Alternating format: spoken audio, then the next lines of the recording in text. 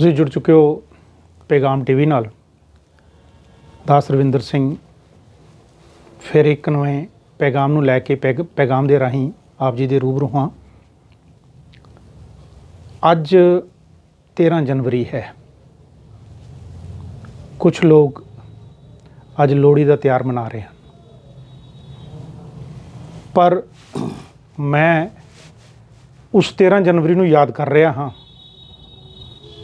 ਜਿਸ ਦਿਨ ਜੰਮੂ ਦੇ ਨਗਰ ਕੀਰਤਨ 'ਤੇ ਇੱਕ ਹਮਲਾ ਕੀਤਾ ਗਿਆ ਸੀ, ਜਿਹਦੇ ਵਿੱਚ ਸਿੱਖਾਂ ਦੀਆਂ 14 ਜਾਨਾਂ ਚਲੀਆਂ ਗਈਆਂ।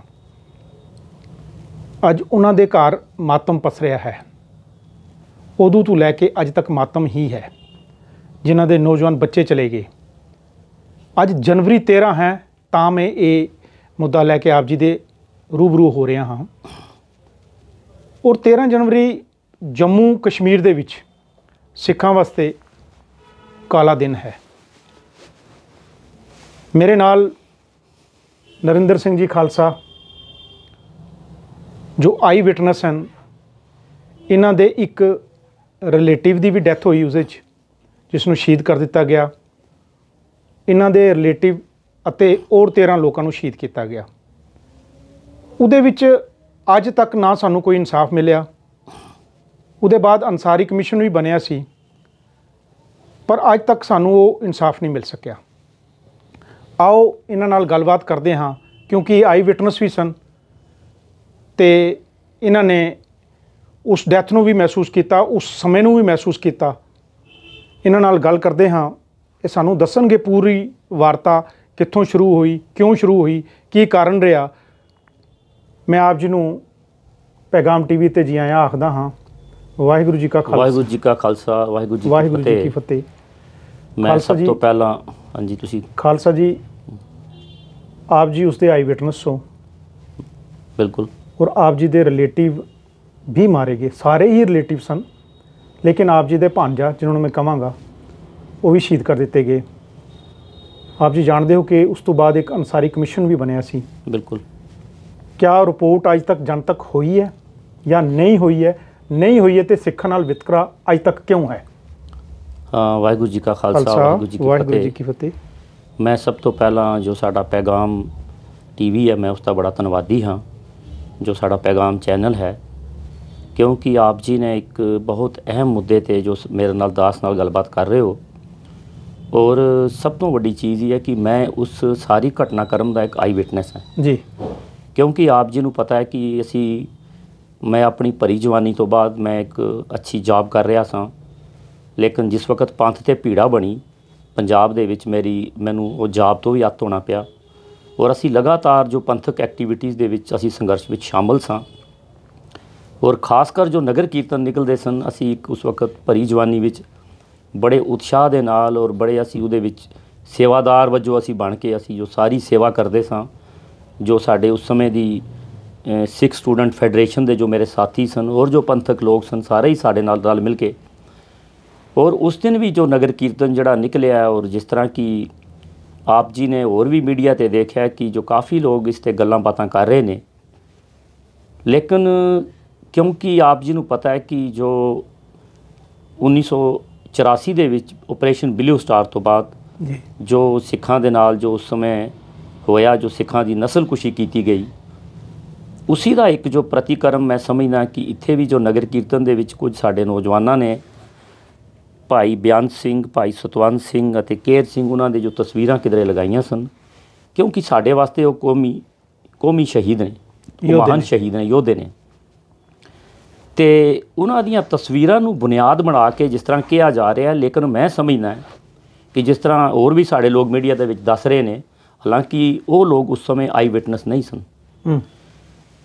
ਮੈਂ ਜੋ ਸਮਝਦਾ ਇਸ ਦੇ ਪਿੱਛੇ ਇੱਕ ਜਿਸ ਤਰ੍ਹਾਂ ਕਿ ਇੱਕ ਸਟੇਟ ਦੀ ਡੀਪ ਰੂਟਡ ਇੱਕ ਜਿਹੜੀ ਕੌਂਸਪੀਰੇਸੀ ਹੈ ਕਿ ਮਿਨਾਰਟੀਜ਼ ਨੂੰ ਕਿਸ ਤਰ੍ਹਾਂ, ਜਿਸ ਵਕਤ ਵੀ ਅਸੀਂ ਆਪਣੇ ਹੱਕਾਂ ਦੀ ਗੱਲ ਕਰਦੇ ਹਾਂ, ਆਪ ਜੀ ਨੂੰ ਪਤਾ ਹੈ ਕਿ ਸਿੱਖ ਕੌਮ ਨੇ 1947 ਦੇ ਵਿੱਚ ਇਸ ਮੁਲਕ ਦੀ ਆਜ਼ਾਦੀ ਵਾਸਤੇ ਅਸੀਂ ਕਿਤਨੀ ਕੁਰਬਾਨੀਆਂ ਦਿੱਤੀਆਂ।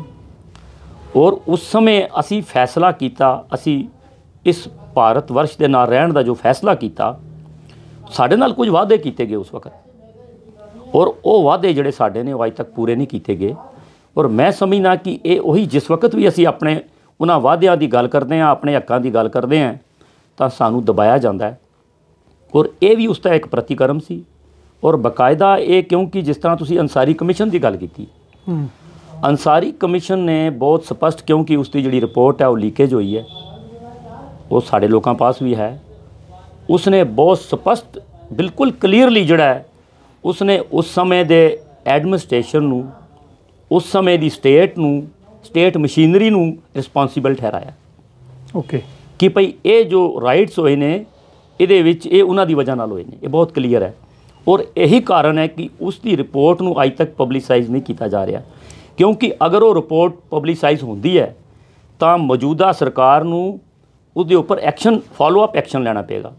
ਔਰ ਫਾਲੋਅਪ ਐਕਸ਼ਨ ਦੇ ਤਹਿਤ ਬਹੁਤ ਸਾਰੇ ਪੁਲਿਸ ਆਫੀਸਰਸ, ਬਹੁਤ ਸਾਰੇ ਉਸ ਸਮੇਂ ਦੀ ਜਿਹੜੀਆਂ ਕੁਝ ਕਮਿਊਨਲ ਫੈਸਿਸਟ ਆਰਗੇਨਾਈਜੇਸ਼ਨ ਸਨ, ਉਹਨਾਂ ਦੇ ਲੀਡਰ ਸੋ ਕਾਲਡ, ਉਹ ਸਾਰੇ ਇਨਵੋਲਵਡ ਸਨ। ਔਰ ਉਹਨਾਂ ਨੇ ਬਿਲਕੁਲ ਇੱਕ ਪਲੈਨਿੰਗ ਦੇ ਤਹਿਤ ਸਾਡੇ ਨਿਰਦੋਸ਼ ਲੋਕਾਂ ਨੂੰ ਜੋ ਘੇਰ ਕੇ ਉਹਨਾਂ ਨੇ ਸਾਡੇ ਬੱਚਿਆਂ ਨੂੰ, ਸਾਡੀ ਬੀਵੀਆਂ ਨੂੰ, ਸਾਡੀਆਂ ਮਾਤਾਵਾਂ ਨੂੰ ਉਹਨਾਂ ਨੇ ਸ਼ਹੀਦ ਕੀਤਾ। ਔਰ ਜਿਸ ਤਰ੍ਹਾਂ ਕਿ ਆਪ ਜੀ ਨੇ ਦੱਸਿਆ ਕਿ ਉਸ ਦੇ ਵਿੱਚ ਮੇਰੀ ਰੀਅਲ ਕਜ਼ਨ ਸਿਸਟਰ ਦਾ ਇੱਕ ਭਾਂਜਾ ਜਸਬੀਰ ਸਿੰਘ, ਸੁਪੁੱਤਰ ਸਰਦਾਰ ਜੋਤ ਸਿੰਘ ਜੀ, ਨਿਊ ਪਲਾਟ, ਔਰ ਉਸ ਦੀ ਡੈਡ ਬਾਡੀ ਜਿਹੜੀ ਆ, ਮੈਂ ਸਾਰੀਆਂ ਡੈਡ ਬਾਡੀ ਸਭ ਤੋਂ ਪਹਿਲਾਂ ਮੈਂ ਹੀ ਦੇਖੀਆਂ ਜਾ ਕੇ। ਪਹਿਲਾਂ ਉਹ ਡੈਡ ਬਾਡੀਜ਼ ਪੁਲਿਸ ਲਾਈਨ ਇੱਥੇ ਜੰਮੂ ਵਿੱਚ ਲਿਆਂਦੀਆਂ ਗਈਆਂ ਸਨ, ਤਾਂ ਉਸ ਦੀ ਡੈਡ ਬਾਡੀ ਜਿਸ ਵਕਤ ਮੈਂ ਉੱਥੇ ਦਿਖੀ ਤਾਂ ਮੈਨੂੰ ਬੜਾ ਦੁੱਖ ਹੋਇਆ ਕਿ ਇੱਕ ਬਿਲਕੁਲ 10ਵੀਂ ਪੜ੍ਹਦਾ ਬੱਚਾ ਸੀ ਅਤੇ ਪਤਾ ਨਹੀਂ ਉਸਨੂੰ ਕਿੱਥੇ ਬੱਸ ਸਟੈਂਡ ਦੇ ਏਰੀਆ ਵਿੱਚ ਕਿੱਥੇ ਘੇਰ ਕੇ ਉਸਨੂੰ ਸ਼ਹੀਦ ਕੀਤਾ ਗਿਆ। ਲੇਕਿਨ ਦੁਖਦਾਈ ਗੱਲ ਇਹ ਹੈ ਕਿ ਜਿਸ ਤਰ੍ਹਾਂ ਅਸੀਂ ਮੈਂ ਲਗਾਤਾਰ ਦੇਖ ਰਿਹਾ ਕਿ ਸਾਡੇ ਲੋਕ, ਮੇਰੇ ਸਾਹਮਣੇ ਮੈਂ ਆਪਣੇ ਫੋਨ ਦੇ ਵਿੱਚੋਂ ਇੱਕ ਪਿਛਲੀ ਕੱਢ ਕੇ ਰੱਖੀ ਹੈ, ਸਾਰੀਆਂ ਸਿੱਖ ਆਰਗੇਨਾਈਜੇਸ਼ਨਸ ਦੀ ਜੋ ਸਾਂਝੇ ਐਕਸ਼ਨ ਹੋਏ ਨੇ ਇੱਥੇ ਲਗਾਤਾਰ ਲੋਕ ਕਰਦੇ ਰਹੇ। ਔਰ ਜਿਸ ਤਰ੍ਹਾਂ ਕਿ ਸਰਦਾਰ ਤਰਲੋਚਨ ਸਿੰਘ ਜੀ ਵਜ਼ੀਰ ਜੋ ਸਾਡੇ ਗੁਰਦੁਆਰਾ ਬੋਰਡ ਦੇ ਚੇਅਰਮੈਨ ਵੀ ਰਹੇ ਨੇ, ਔਰ ਜਿਨ੍ਹਾਂ ਦੀ ਕੁਝ ਆਪ ਜੀ ਨੂੰ ਪਤਾ ਹੈ ਕੁਝ ਸਮਾਂ ਪਹਿਲਾਂ ਜੋ ਉਹਨਾਂ ਦਾ ਕਤਲ ਕਰ ਦਿੱਤਾ ਗਿਆ ਸੀ, ਉਹਨਾਂ ਨੇ ਵੀ ਲਗਾਤਾਰ ਸਾਰਿਆਂ ਨੂੰ ਇਕੱਠੇ ਕਰਕੇ ਬਹੁਤ ਜ਼ਿਆਦਾ ਸ਼ੋਰ ਮਚਾਇਆ ਹੈ। ਲੇਕਿਨ ਸਵਾਲ ਇਹ ਉੱਠਦਾ ਹੈ ਕਿ ਅੱਜ ਤੱਕ ਇਨਸਾਫ ਕਿਉਂ ਨਹੀਂ ਮਿਲਿਆ। ਸਿਰਫ ਤੇ ਸਿਰਫ ਅੰਸਾਰੀ ਕਮਿਸ਼ਨ ਨੇ ਜੋ ਗਵਰਨਮੈਂਟ ਨੇ ਉਸ ਵਕਤ ਇਮੀਡੀਏਟ 25,000 ਕੰਪਨਸੇਸ਼ਨ ਦਿੱਤੀ ਸੀ, ਉਸ ਵਕਤ 25,000, ਉਹ ਉਸਨੇ ਇਨਕਰੀਜ਼ ਕਰਕੇ 1 ਲੱਖ, ਸਿਰਫ ਇੱਕੋ ਚੀਜ਼ ਇੰਪਲੀਮੈਂਟ ਕੀਤੀ, ਉਹ 1 ਲੱਖ ਕੀਤੀ ਗਈ। ਲੇਕਿਨ ਮੈਂ ਸਮਝਦਾ ਕਿ ਉਹ ਵੀ ਸਫੀਸ਼ੀਐਂਟ ਨਹੀਂ ਹੈ, ਕਿਉਂਕਿ ਅਗਰ ਤੁਸੀਂ ਇਸ ਨੂੰ ਕੰਪੇਅਰ ਕਰੋ ਕਿ ਹੋਰ ਜਿਹੜੇ ਰਾਈਟਸ ਹੋਏ ਨੇ ਉਹਨਾਂ ਲੋਕਾਂ ਨੂੰ ਕਿਸ ਤਰ੍ਹਾਂ ਫੈਸਿਲਿਟੀਜ਼ ਔਰ ਕੰਪਨਸੇਸ਼ਨ ਦਿੱਤੀਆਂ ਗਈਆਂ, ਸਾਨੂੰ ਉਹ ਵੀ ਇੱਥੇ ਸਾਡੇ ਲੋਕਾਂ ਨੂੰ ਕੁਝ ਨਹੀਂ ਮਿਲਿਆ। ਲੇਕਿਨ ਜਿਹੜੀ ਅੰਸਾਰੀ ਕਮਿਸ਼ਨ ਦੀ ਰਿਪੋਰਟ ਅਜੇ ਤੱਕ ਲਾਗੂ ਨਹੀਂ ਹੋਈ, ਜਿਸ ਤਰ੍ਹਾਂ ਕਿ ਆਪ ਜੀ ਨੇ ਸਵਾਲ ਕੀਤਾ ਹੈ, ਮੈਂ ਸਮਝਦਾ ਕਿ ਉਹਦੇ ਵਾਸਤੇ ਮੇਰਾ ਜਿਸ ਤਰ੍ਹਾਂ ਇੱਥੇ ਬੋਲਣਾ, ਇਹ ਵੀ ਮੈਂ ਸਮਝਦਾ ਇਹਦੇ ਮੈਂ ਬੋਲ ਕੇ ਮੀਡੀਆ 'ਤੇ ਮੈਂ ਆਪਣਾ ਦੁੱਖ ਦੱਸ ਕੇ ਆਪਣੀ ਫੋਟੋ ਸਾਹਮਣੇ ਰੱਖ ਕੇ ਮੈਂ ਪਾਸੇ ਹਟ ਜਾਵਾਂਗਾ, ਲੇਕਿਨ ਇਹਦਾ ਫਾਲੋਅਪ ਐਕਸ਼ਨ ਕਿਸ ਤਰ੍ਹਾਂ ਹੋਏਗਾ?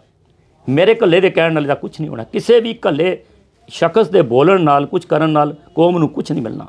ਮੇਰੀ ਹੱਥ ਬਣ ਕੇ ਇਸ ਨਿਮਰ ਬੇਨਤੀ ਹੈ ਕਿ ਆਓ ਅਸੀਂ ਸਾਰੇ ਇਕੱਠੇ ਹੋ ਕੇ ਅਸੀਂ ਇਹਦੇ ਉੱਪਰ ਇੱਕ ਜਾਇੰਟ ਮੈਮੋਰੈਂਡਮ ਤਿਆਰ ਕਰਕੇ ਅਸੀਂ ਮੌਜੂਦਾ ਸਰਕਾਰਾਂ ਨੂੰ ਅਸੀਂ ਮਿਲੀਏ, ਔਰ ਅਗਰ ਸਾਨੂੰ ਉਹ ਇਨਸਾਫ ਨਹੀਂ ਦਿੰਦੇ ਤਾਂ ਸਾਨੂੰ ਅਗਲਾ ਜਿਹੜਾ ਲਾਹ ਅਮਲਾ ਅਸੀਂ ਬਾਟ ਕੇ ਤੈਅ ਕਰੀਏ ਕਿ ਅਸੀਂ ਕਿਸ ਤਰ੍ਹਾਂ ਇਨਸਾਫ ਲੈਣਾ। ਔਰ ਪਰਟੀਕੁਲਰਲੀ ਮੈਂ ਸਾਰਿਆਂ ਨੂੰ ਪੁੱਛਦਾ ਕਿ ਕਿਆ ਸਾਡੇ ਵਿੱਚੋਂ ਕਦੇ ਕਿਸੇ ਨੇ ਜਿਹੜੀਆਂ ਇੰਟਰਨੈਸ਼ਨਲ ਬਾਡੀਜ਼ ਉਹਨਾਂ ਨੂੰ ਅਪਰੋਚ ਕੀਤਾ? ਤੁਹਾਡੇ ਪਾਸ ਯੂਨਾਈਟਿਡ ਨੇਸ਼ਨ ਹੈ, United nation human right commission ਹੈ, ਤੁਹਾਡੇ ਪਾਸ ਐਮਨੈਸਟੀ ਇੰਟਰਨੈਸ਼ਨਲ ਹੈ। ਮੈਨੂੰ ਦੱਸੇ ਕੋਈ ਵੀ ਸਿੱਖ ਤਨਜ਼ੀਮ ਕਿਆ ਉਹਨਾਂ ਨੇ ਕਦੇ ਅਪਰੋਚ ਕੀਤਾ? ਔਰ ਇਹ ਹੁਣ ਸਮਾਂ ਆ ਗਿਆ ਕਿ ਮੈਂ ਸਮਝਦਾ ਕਿ ਸਾਨੂੰ ਉਹਨਾਂ ਨੂੰ ਵੀ ਅਪਰੋਚ ਕਰਨਾ ਚਾਹੀਦਾ ਹੈ ਕਿ ਭਾਈ ਕਿਤਨਾ ਸਾਡੇ ਨਾਲ ਇੱਥੇ ਜ਼ੁਲਮ ਹੋਇਆ ਔਰ ਸਾਨੂੰ ਅੱਜ ਤੱਕ ਇਨਸਾਫ ਨਹੀਂ ਮਿਲਿਆ। ਇਤਨੀਆਂ FIRs ਲੱਗੀਆਂ ਨੇ ਔਰ ਉਹਨਾਂ ਦੇ ਬਾਵਜੂਦ ਤੁਸੀਂ ਦੇਖੋ ਕਿ ਇੱਕ ਵੀ ਬੰਦਾ ਗ੍ਰਿਫਤਾਰ ਨਹੀਂ ਕੀਤਾ ਗਿਆ, ਔਰ ਅੰਸਾਰੀ ਕਮਿਸ਼ਨ ਨੇ ਬੰਦੇ ਨਾਮੀਨੇਟ ਕੀਤੇ ਨੇ, ਉਹ ਨਾਮੀਨੇਟਡ ਨੇ ਬੰਦੇ, ਇੱਕ ਵੀ ਬੰਦਾ। ਮੈਂ ਤੁਹਾਨੂੰ ਰੋਕਾਂਗਾ ਕਿ ਇਸ ਦੇ ਵਿੱਚ ਮੈਨੂੰ ਇਸ ਤਰ੍ਹਾਂ ਲੱਗਦਾ, ਤੁਹਾਡੀਆਂ ਗੱਲਾਂ ਤੋਂ ਮੈਨੂੰ ਇਸ ਤਰ੍ਹਾਂ ਲੱਗ ਰਿਹਾ ਕਿ ਸਾਡੀ ਜਿਹੜੀ ਲੀਡਰਸ਼ਿਪ ਹੈ ਸਾਰੀ ਨਲਾਇਕੀ ਉਸ ਦੀ ਹੈ।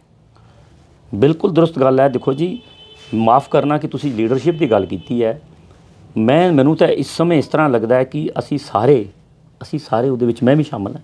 ਮੈਨੂੰ ਇਸ ਤਰ੍ਹਾਂ ਲੱਗਦਾ ਹੈ ਕਿ ਬਸ ਅਸੀਂ ਕਹਿੰਦੇ ਹਾਂ ਅਸੀਂ ਬੋਲ ਕੇ ਫੋਟੋ ਖਿਚਾ ਕੇ ਖਾਣਾ ਪੂਰਤੀ ਕਰ ਰਹੇ ਹਾਂ, ਔਰ ਸਾਡੇ ਨਾਲ ਇਸ ਵਕਤ ਇਤਨੇ ਵਿਤਕਰੇ ਹੋ ਰਹੇ ਨੇ, ਸਾਡੇ ਨਾਲ ਪਰਟੀਕੁਲਰਲੀ ਜਿਹੜੇ ਪੋਲੀਟੀਕਲ ਵਿਤਕਰੇ ਹੋ ਰਹੇ ਨੇ। ਔਰ ਜਿਸ ਤਰ੍ਹਾਂ ਤੁਸੀਂ ਇਹ ਜ਼ਿਕਰ ਕੀਤਾ ਹੈ, ਮੇਰੇ ਜ਼ਹਿਨ ਵਿੱਚ ਚਿੱਠੀ ਸਿੰਘਪੁਰਾ ਦਾ ਜ਼ਿਕਰ ਵੀ ਆ ਗਿਆ ਜੀ ਦੇਖੋ ਚਿੱਟੀ ਸਿੰਘਪੁਰਾ ਦਾ ਵੀ ਸਾਨੂੰ ਅੱਜ ਤੱਕ ਇਨਸਾਫ ਨਹੀਂ ਮਿਲਿਆ। ਸਾਨੂੰ ਦੱਸਿਆ ਨਹੀਂ ਗਿਆ ਕਿ ਚਿੱਟੀ ਸਿੰਘਪੁਰਾ ਦੇ ਵਿੱਚ ਸਿੱਖਾਂ ਨੂੰ ਕਿਸ ਨੇ ਮਾਰਿਆ। ਜਦ ਕਿ ਦੂਜੇ ਪਾਸੇ ਪਾਥਰੀਬਲ ਜਿਹੜਾ ਉੱਥੇ ਕਿਲਿੰਗਸ ਹੋਈ ਸਨ, ਜਿਹੜੇ ਉੱਥੇ 5 ਲੇਬਰਸ ਨਿਕਲੇ ਫੇਕ, ਉਹਨਾਂ ਦਾ ਕਮਿਸ਼ਨ ਹੋ ਕੇ ਉਹਨਾਂ ਨੂੰ ਇਨਸਾਫ ਮਿਲ ਗਿਆ, ਕੰਪਨਸੇਸ਼ਨ ਮਿਲ ਗਈ। ਸਾਨੂੰ ਅੱਜ ਤੱਕ ਕੋਈ ਇਨਸਾਫ ਨਹੀਂ ਮਿਲਿਆ। ਔਰ ਇਹਦੇ ਵਿੱਚ ਵਾਕਿਆ ਹੀ ਸਾਡੀ ਜਿਹੜੀ ਸਿੱਖ ਲੀਡਰਸ਼ਿਪ ਦੀ ਫੇਲੀਅਰ ਹੈ, ਸਿੱਖ ਆਰਗੇਨਾਈਜੇਸ਼ਨ ਜੋ ਅਸੀਂ ਆਪਣੇ ਆਪ ਨੂੰ ਕਹਿੰਦੇ ਹਾਂ ਉਹਨਾਂ ਦੀ ਫੇਲੀਅਰ ਹੈ। ਲੇਕਿਨ ਮੈਂ ਸਮਝਦਾ ਕਿ ਜੋ ਸਾਡੀਆਂ ਮੌਜੂਦਾ ਗੁਰਦੁਆਰਾ ਡਿਸਟ੍ਰਿਕਟ ਗੁਰਦੁਆਰਾ ਪ੍ਰਬੰਧਕ ਕਮੇਟੀਜ਼ ਨੇ, ਉਹਨਾਂ ਨੂੰ ਲੀਡ ਲੈਣੀ ਚਾਹੀਦੀ ਹੈ ਇਸ ਸਮੇਂ ਉਹਨਾਂ ਨੂੰ। ਔਰ ਖਾਸ ਕਰ ਸਾਡੇ ਜੋ ਧਾਰਮਿਕ ਲੋਕ ਨੇ, ਜੋ ਸਾਡੇ ਧਾਰਮਿਕ ਆਗੂ ਨੇ ਇੱਥੇ, ਉਹਨਾਂ ਦਾ ਵੀ ਫਰਜ਼ ਬਣਦਾ ਹੈ। ਜੇ ਗੁਰੂ ਗੋਬਿੰਦ ਸਿੰਘ ਜੀ ਆਪਣੇ ਧਰਮ, ਇਨਸਾਫ, ਹੱਕ ਸੱਚ ਵਾਸਤੇ ਆਪਣਾ ਸਰਬੰਸ ਵਾਰ ਸਕਦੇ ਨੇ, ਤਾਂ ਸਾਡੇ ਧਾਰਮਿਕ ਲੋਕ ਕਿਉਂ ਨਹੀਂ ਅੱਗੇ ਇੱਥੇ ਮੈਦਾਨ 'ਚ ਸਿੱਖਾਂ ਦੇ ਹੱਕਾਂ ਵਾਸਤੇ ਕਿਉਂ ਨਹੀਂ ਨਿੱਤਰ ਸਕਦੇ? ਇਹ ਮੇਰਾ ਸਵਾਲ ਹੈ, ਇਹ ਮੇਰਾ ਸਵਾਲ ਹੈ ਕੌਮ ਦੇ ਅੱਗੇ। ਇਸ ਕਰਕੇ ਸਾਰਿਆਂ ਨੂੰ ਇਕੱਠੇ ਹੋ ਕੇ, ਹੁਣ ਵਕਤ ਆ ਗਿਆ ਸਾਨੂੰ ਸਾਰਿਆਂ ਨੂੰ ਇਕੱਠੇ ਹੋ ਕੇ ਇਹ ਇੱਕ ਹਮਲਾ ਮਾਰਨਾ ਪਏਗਾ ਆਪਣੇ ਹੱਕਾਂ ਦੇ ਵਾਸਤੇ। ਔਰ ਅਗਰ ਸਾਨੂੰ ਹੱਕ ਨਹੀਂ ਮਿਲਦੇ, ਫਿਰ ਸਾਨੂੰ ਅਗਲਾ ਐਜੀਟੇਸ਼ਨਲ, ਪੀਸਫੁਲ ਐਜੀਟੇਸ਼ਨਲ ਲਾ ਅਮਲ ਅਖਤਿਆਰ ਕਰਨਾ ਚਾਹੀਦਾ ਹੈ। ਉਹਦੇ ਵਾਸਤੇ ਦਾਸ ਔਰ ਸਾਡੀ ਜਿਹੜੀਆਂ ਪੰਥਕ ਲੋਕ ਨੇ, ਅਸੀਂ ਹਮੇਸ਼ਾ ਹਾਜ਼ਰ ਹਾਂ। ਕੋਈ ਵੀ ਬਣਾਏ, ਡਿਸਟ੍ਰਿਕਟ ਗੁਰਦੁਆਰਾ ਪ੍ਰਬੰਧਕ ਕਮੇਟੀ ਬਣਾਏ, ਅਸੀਂ ਕੋਈ ਲੀਡ ਕਰੇ, ਅਸੀਂ ਇੱਕ ਬਤੌਰੇ ਵਰਕਰ ਉਹਨਾਂ ਦੇ ਨਾਲ ਚੱਲਣ ਨੂੰ ਅਸੀਂ ਤਿਆਰ ਹਾਂ, ਤਾਂ ਕਿ ਅਸੀਂ ਆਪਣੀ ਕੌਮ ਦੇ ਵਾਸਤੇ ਇਨਸਾਫ ਲੈ ਸਕੀਏ। ਤੁਸੀਂ ਡਿਸਟ੍ਰਿਕਟ ਕਮੇਟੀ ਦੀ ਗੱਲ ਕੀਤੀ ਹੈ, 3 ਦਹਾਕੇ ਬੀਤ ਚੁੱਕੇ ਨੇ ਇਸ ਐਪੀਸੋਡ ਨੂੰ ਹੋਏ ਦੇ, ਆਲਮੋਸਟ 34 ਤੋਂ 35 ਸਾਲ ਹੋਣ ਲੱਗੇ ਨੇ। ਮੇਰੀ ਵੀ ਛੋਟੀ ਉਮਰ ਸੀ ਜਿਸ ਲਈ ਕਾਰਾ ਵਰਤਿਆ ਸੀ। ਮੈਂ ਦੇਖਦਾ ਆ ਰਿਹਾ ਲਗਾਤਾਰ ਕਿ 7-6 ਦਾ ਕੰਬੀਨੇਸ਼ਨ ਜਿਹੜਾ ਬਣਦਾ ਹੈ, ਇੱਕ ਪਾਸੇ ਇੱਕ ਡਿਸਟ੍ਰਿਕਟ ਕਮੇਟੀ ਬਣਦੀ ਹੈ, ਦੂਜੇ ਪਾਸੇ ਲੱਤਾਂ ਖਿੱਚਣ ਵਾਲੇ ਬੈਠੇ ਨੇ, ਗਰੁੱਪਿਜ਼ਮ ਹੈ। ਇਸ ਗਰੁੱਪਿਜ਼ਮ ਨੂੰ ਕਿਸ ਤਰ੍ਹਾਂ ਠੱਲ ਪਏਗੀ? ਤੇ ਸਾਡੇ ਕੰਮ ਜਿਹੜੇ, ਜਿਸ ਤਰ੍ਹਾਂ ਇਹ ਇੰਨਾ ਵੱਡਾ ਐਪੀਸੋਡ ਹੋਇਆ, ਉਸ ਤੋਂ ਬਾਅਦ ਚਿੱਠੀ ਸਿੰਘਪੁਰੇ ਦਾ ਐਪੀਸੋਡ ਹੋਇਆ, ਸਾਨੂੰ ਇਨਸਾਫ ਨਹੀਂ ਮਿਲ ਸਕਿਆ। ਜੇਕਰ ਅਸੀਂ ਇਸ ਤਰ੍ਹਾਂ ਗਰੁੱਪਿਜ਼ਮ 'ਚ ਰਵਾਂਗੇ ਤਾਂ ਫਿਰ ਸਾਨੂੰ ਇਨਸਾਫ ਕਦੇ ਵੀ ਨਹੀਂ ਮਿਲੇਗਾ। ਤੁਸੀਂ ਇਸ ਬਾਰੇ ਕੀ ਕਹੋਗੇ? ਜਿਹੜੇ ਲੋਕ ਅੱਗੇ ਚੱਲਦੇ ਹਨ ਜਾਂ ਡਿਸਟ੍ਰਿਕਟ ਕਮੇਟੀ ਸਨ, ਆਲ ਓਵਰ J&K ਵਿੱਚ ਡਿਸਟ੍ਰਿਕਟ ਕਮੇਟੀ ਸਨ, ਸਾਰਿਆਂ ਨੂੰ ਕਿਸ ਤਰ੍ਹਾਂ ਇਕੱਠੇ ਹੋਣਾ ਚਾਹੀਦਾ? ਇਹਦੇ ਵਾਸਤੇ ਕੀ ਕਰਨਾ ਚਾਹੀਦਾ? ਤੁਸੀਂ ਕੀ ਕਹਿਣਾ ਚਾਹੋਗੇ? ਦੇਖੋ ਜੀ, ਮੈਂ ਜਿਤਨੀ ਮੇਰੀ ਸੋਚ ਹੈ, ਜਿਤਨਾ ਮੇਰਾ ਤਜਰਬਾ ਹੈ, ਮੈਂ ਸਮਝਦਾ ਕਿ ਤੁਸੀਂ ਡਿਸਟ੍ਰਿਕਟ ਗੁਰਦੁਆਰਾ ਪ੍ਰਬੰਧਕ ਕਮੇਟੀਜ਼ ਦੀ ਗੱਲ ਕੀਤੀ ਹੈ। ਦੇਖੋ, ਡਿਸਟ੍ਰਿਕਟ ਗੁਰਦੁਆਰਾ ਪ੍ਰਬੰਧਕ ਕਮੇਟੀਜ਼ ਜਿਹੜੀਆਂ ਨੇ, ਮੋਸਟਲੀ ਉਹ ਗੁਰੂ ਘਰਾਂ ਦੇ ਪ੍ਰਬੰਧ ਵਾਸਤੇ ਐਸਟੈਬਲਿਸ਼ ਹੁੰਦੀਆਂ ਜੀ। ਲੇਕਿਨ ਅਸੀਂ ਇਹ ਸਮਝਦੇ ਹਾਂ ਕਿ ਸਾਡੀ ਇੱਥੇ ਜਿਹੜੀ ਪਾਪੂਲੇਸ਼ਨ ਉਹ ਸਕੈਟਰਡ ਹੈ, ਅਸੀਂ ਉਹ ਇੱਕ ਤਰ੍ਹਾਂ ਦੇ ਸਾਡੇ ਨੁਮਾਇੰਦੇ ਹੋ ਕੇ ਸਾਡੇ ਹੱਕਾਂ ਦੀ ਗੱਲ ਵੀ ਕਰ ਸਕਦੇ ਨੇ, ਕਿਉਂਕਿ ਸਿੱਖ ਦੇ ਧਰਮ ਔਰ ਸਿਆਸਤ ਇੱਕ ਹੈ। ਅਸੀਂ ਉਹਨਾਂ ਨੂੰ ਇਹ ਮੈਂਡੇਟ ਵੀ ਦਿੰਦੇ ਹਾਂ, ਅਸੀਂ ਦਿੱਤਾ ਕੌਮ ਨੇ। ਲੇਕਿਨ ਉਹਦੇ ਵਾਸਤੇ ਸਾਡੇ ਇਹਨਾਂ ਲੋਕਾਂ ਨੂੰ, ਜੋ ਜ਼ਿੰਮੇਵਾਰ ਲੋਕ ਇਹਨਾਂ ਕਮੇਟੀਆਂ ਦੇ ਵਿੱਚ ਆਉਂਦੇ ਨੇ, ਉਹਨਾਂ ਨੂੰ ਪਹਿਲਾਂ ਤੇ ਤਨੋ ਮਨੋ ਧਨੋ ਉਹਨਾਂ ਨੂੰ ਗੁਰੂ ਗ੍ਰੰਥ ਸਾਹਿਬ ਨੂੰ ਸਮਰਪਿਤ ਹੋਣਾ ਪਏਗਾ ਜੀ। ਉਹਨਾਂ ਨੂੰ ਆਪਣੀ ਇੱਕ ਮਰਿਆਦਾ ਨੂੰ ਸਮਰਪਿਤ ਹੋਣਾ ਪਏਗਾ। ਜਿਸ ਵਕਤ ਤੁਸੀਂ ਸੱਚੇ ਤਨੋ ਮਨੋ ਤੁਸੀਂ ਗੁਰੂ ਗ੍ਰੰਥ ਸਾਹਿਬ ਨੂੰ ਸਮਰਪਿਤ ਹੋ ਜਾਓਗੇ, ਆਪਣੀ ਮਰਿਆਦਾ ਨੂੰ ਸਮਰਪਿਤ ਹੋ ਜਾਓਗੇ ਔਰ ਆਪਣੀ ਕੌਮ ਦੇ ਦਰਦ ਨੂੰ, ਆਪਣੇ ਹੱਕਾਂ ਨੂੰ ਸਮਰਪਿਤ ਹੋ ਜਾਓਗੇ, ਮੈਂ ਸਮਝਦਾ ਕਿ ਇਹ ਵਿਤਕਰੇ ਸਾਰੇ ਖਤਮ ਹੋ ਜਾਣਗੇ। ਸਾਨੂੰ ਆਪਣੀ ਈਗੋ ਨੂੰ ਖਤਮ ਕਰਨਾ ਪਏਗਾ। ਕਿਉਂਕਿ ਅਸੀਂ ਆਖੀਏ ਅੱਜ ਮਾफ़ ਕਰਨਾ, ਅੱਜ ਮੈਂ ਆਪਣੀ ਈਗੋ ਰੱਖ ਕੇ ਜਾਂ ਕੋਈ ਅਸੀਂ ਕੀ ਹਾਸਲ ਕਰ ਸਕਦੇ ਹਾਂ? ਅੱਜ ਮੈਂ ਸਮਝਦਾ ਕਿ ਅੱਜ ਅਸੀਂ ਇੱਕ ਸਰਪੰਚ ਵੀ ਬੜੀ ਮੁਸ਼ਕਿਲ ਨਾਲ ਅਸੀਂ ਸਿੱਖ ਇੱਕ ਬਣਾ ਸਕਦੇ ਹਾਂ। MLA ਦੀ ਬੜੀ ਦੂਰ ਦੀ ਗੱਲ ਚਲੀ ਗਈ ਹੈ। ਇਸ ਕਰਕੇ ਇਸ ਸਮੇਂ ਸਾਰਿਆਂ ਨੂੰ ਆਪਣੀ ਈਗੋ ਜਿਹੜੀ ਪਿੱਛੇ ਰੱਖ ਕੇ ਕੌਮ ਦੇ ਹੱਕਾਂ ਵਾਸਤੇ ਸਾਨੂੰ ਇੱਕ ਸਾਂਝੇ ਤੌਰ 'ਤੇ ਬਿਲਕੁਲ ਇੱਕ ਜਾਇੰਟ ਇੱਕ ਸਿਸਟਮ ਸਾਨੂੰ ਜ਼ਰੂਰ ਬਣਾਉਣਾ ਪਏਗਾ। ਔਰ ਤਾਂ ਹੀ ਜਾ ਕੇ ਅਸੀਂ ਆਪਣੇ ਹੱਕਾਂ ਦੀ ਜੋ ਪੂਰਤੀ ਅਸੀਂ ਸਮਝਦੇ ਹਾਂ, ਅਸੀਂ ਆਪਣੀ ਰਾਖੀ ਕਰ ਸਕਦੇ ਹਾਂ। ਅਦਰਵਾਈਜ਼ ਬਹੁਤ ਮੁਸ਼ਕਿਲ ਹੈ, ਬਹੁਤ ਮੁਸ਼ਕਿਲ ਹੈ। ਸਾਡੀ ਆਉਣ ਵਾਲੀ ਜਨਰੇਸ਼ਨ ਦੇ ਵਾਸਤੇ ਜੋ ਸਮਾਂ ਦਿਨ ਬ ਦਿਨ ਉਹ ਭਿਆਨਕ ਹੁੰਦਾ ਜਾ ਰਿਹਾ। ਤੁਸੀਂ ਅੰਸਾਰੀ ਕਮਿਸ਼ਨ ਦੀ ਗੱਲ ਕੀਤੀ ਹੈ ਕਿ ਕੁਝ ਰਿਪੋਰਟ ਲੀਕ ਹੋਈ ਸੀ, ਕਿਆ ਉਹ ਤੁਹਾਡੇ ਤੱਕ ਵੀ ਪੁੱਜੀ? ਬਿਲਕੁਲ, ਉਹ ਰਿਪੋਰਟ ਸਾਡੇ ਪਾਸ ਸੀ। ਸਤਿਕਾਰਯੋਗ ਸਰਦਾਰ ਤਲੋਚਨ ਸਿੰਘ ਵਜ਼ੀਰ ਜੀ ਦੇ ਪਾਸ ਉਹਨਾਂ ਦੇ ਘਰ ਪਈ ਹੈ। ਅਸੀਂ ਉਹਨੂੰ ਸਟੱਡੀ ਕੀਤਾ ਸੀ। ਉਸ ਦੇ ਵਿੱਚ ਪੁਲਿਸ ਆਫੀਸਰਸ ਨਾਮੀਨੇਟ ਹੋਏ। ਉਸ ਦੇ ਵਿੱਚ ਜੋ ਉਸ ਸਮੇਂ ਦੇ ਕੁਝ, ਜਿਸ ਤਰ੍ਹਾਂ ਦਾਸ ਨੇ ਪਹਿਲਾਂ ਕਿਹਾ ਕਿ ਕਮਿਊਨਲ ਆਰਗੇਨਾਈਜੇਸ਼ਨ ਦੇ ਲੋਕ ਨਾਮੀਨੇਟ ਹੋਏ, ਉਹ ਅੱਜ ਵੀ ਸਿਕਿਉਰਟੀ ਲੈ ਕੇ ਘੁੰਮ ਰਹੇ ਨੇ। ਉਹਨਾਂ ਦੇ ਖਿਲਾਫ ਅੱਜ ਤੱਕ ਕੋਈ ਐਕਸ਼ਨ ਨਹੀਂ ਲਿਆ ਗਿਆ। ਇਹੀ ਤਾਂ ਦੁਖਦਾਈ ਪਹਿਲੂ ਹੈ ਇਸ ਚੀਜ਼ ਦਾ ਕਿ ਕਿਉਂ ਨਹੀਂ ਇਸ ਨੂੰ ਪਬਲਿਸਾਈਜ਼ ਕੀਤਾ ਜਾ ਰਿਹਾ। ਔਰ ਇੱਥੇ ਜਾ ਕੇ ਸ਼ੱਕ ਆਉਂਦਾ ਕਿ ਕਿਤੇ ਨਾ ਕਿਤੇ ਜਿਹੜੀ ਸਟੇਟ ਹੈ ਉਹਦੀ ਪਾਲਿਸੀ ਸਾਡੇ ਪ੍ਰਤੀ ਜਿਹੜੀ ਹੈ ਉਹ ਕਲੀਅਰ ਨਹੀਂ, ਵਿਤਕਰੇ ਵਾਲੀ ਹੈ। ਵਿਤਕਰਾ ਕੀਤਾ ਜਾਂਦਾ ਹੈ ਔਰ ਹਮੇਸ਼ਾ ਸਾਡੇ ਨਾਲ ਵਿਤਕਰਾ ਕੀਤਾ ਗਿਆ। ਖਾਲਸਾ ਜੀ ਨੇ ਬੜੇ ਵਿਸਤਾਰ ਵਿੱਚ ਸਾਰੀਆਂ ਗੱਲਾਂ ਦੱਸੀਆਂ ਹਨ। ਸਾਧ ਸੰਗਤ ਜੀ, ਖਾਲਸਾ ਜੀ, ਇੱਕ ਸਵਾਲ ਹੋਰ ਕਿ ਜਿਹੜੀ ਮੌਜੂਦਾ DGPC ਸਨ, ਇਹਨਾਂ ਨੂੰ ਇਸ ਕਾਰਜ ਵਾਸਤੇ ਕਿਹੜੀ ਰਣਨੀਤੀ ਤੈਅ ਕਰਨੀ ਚਾਹੀਦੀ ਹੈ? ਤੁਸੀਂ ਕੀ ਕਹਿਣਾ ਚਾਹੋਗੇ ਜਿਹੜੀ ਮੌਜੂਦਾ ਡੀਜੀਪੀਸੀ ਸਨ, ਸਾਰਿਆਂ ਨੂੰ ਮਿਲ ਕੇ ਇਕੱਠੇ ਹੋ ਕੇ ਇਹ ਕਿਸ ਤਰ੍ਹਾਂ ਅੱਗੇ ਚਲਾਉਣਾ ਚਾਹੀਦਾ ਹੈ? ਆਪ ਜੀ ਨੇ ਬਹੁਤ ਹੀ ਇੱਕ ਅਹਿਮ ਸਵਾਲ ਦਾਸ ਨੂੰ ਜੋ ਕੀਤਾ ਹੈ। ਮੈਂ ਸਮਝਦਾ ਕਿ ਜਿਸ ਤਰ੍ਹਾਂ ਦਾਸ ਨੇ ਪਹਿਲਾਂ ਵੀ ਕਿਹਾ ਕਿ ਪਹਿਲੀ ਗੱਲ ਇਹ ਹੈ ਕਿ तमाम ਜੋ ਸਾਡੇ ਡਿਸਟ੍ਰਿਕਟ ਗੁਰਦੁਆਰਾ ਪ੍ਰਬੰਧਕ ਕਮੇਟੀ ਦੇ ਜੋ ਸੇਵਾਦਾਰ ਨੇ, ਜੋ ਮੈਂਬਰ ਚੁਣ ਕੇ ਆਏ ਨੇ, ਉਹਨਾਂ ਨੂੰ ਪਹਿਲੇ ਨੰਬਰ ਤੇ ਆਪਣੇ ਗੁਰਮਤ ਨੂੰ ਸਮਰਪਿਤ ਹੋਣਾ ਚਾਹੀਦਾ, ਗੁਰੂ ਗ੍ਰੰਥ ਸਾਹਿਬ ਨੂੰ ਸਮਰਪਿਤ ਹੋਣਾ ਚਾਹੀਦਾ ਜੀ। ਔਰ ਦੂਸਰਾ ਮੇਰੀ ਇਹ ਗੁਜ਼ਾਰਿਸ਼ ਹੈ ਕਿ ਮੈਂ ਦੇਖ ਰਿਹਾ ਲਗਾਤਾਰ ਕਿ ਇੱਥੇ ਹਰ ਕੋਈ ਇਸ ਤਰ੍ਹਾਂ ਲੱਗਦਾ ਹੈ ਕਿ ਜੋ ਮੌਜੂਦਾ ਸਰਕਾਰੇ ਦਰਬਾਰੇ ਬਸ ਮੇਰੀ ਦੇ ਚੱਕਰ ਵਿੱਚ ਪਏ ਮੈਨੂੰ ਲੱਗਦੇ ਨੇ ਕਾਫੀ ਲੋਕ। ਉਸ ਪ੍ਰਤੀ ਮੇਰੀ ਗੁਜ਼ਾਰਿਸ਼ ਹੈ ਕਿ ਤੁਸੀਂ ਇੱਕ ਤਰਫ ਦੇਖੋ ਕਿ ਸਰਕਾਰ ਸਾਡੇ ਨਾਲ ਕੀ ਕਰ ਰਹੀ ਹੈ, ਸਾਡੇ ਹੱਕਾਂ ਪ੍ਰਤੀ ਉਹਦੀ ਕੀ ਸੋਚ ਹੈ, ਔਰ ਉਸੇ ਸੰਦਰਭ ਵਿੱਚ ਸਾਨੂੰ ਆਪਣੇ ਆਪ ਨੂੰ ਸਰਕਾਰ ਦੇ ਪ੍ਰਤੀ ਇਤਨਾ ਸਸਤੀ ਭਾਵ ਵਿੱਚ ਸਮਰਪਿਤ ਨਹੀਂ ਕਰਨਾ ਚਾਹੀਦਾ। ਮੇਰੀ ਇਹ ਗੁਜ਼ਾਰਿਸ਼ ਹੈ।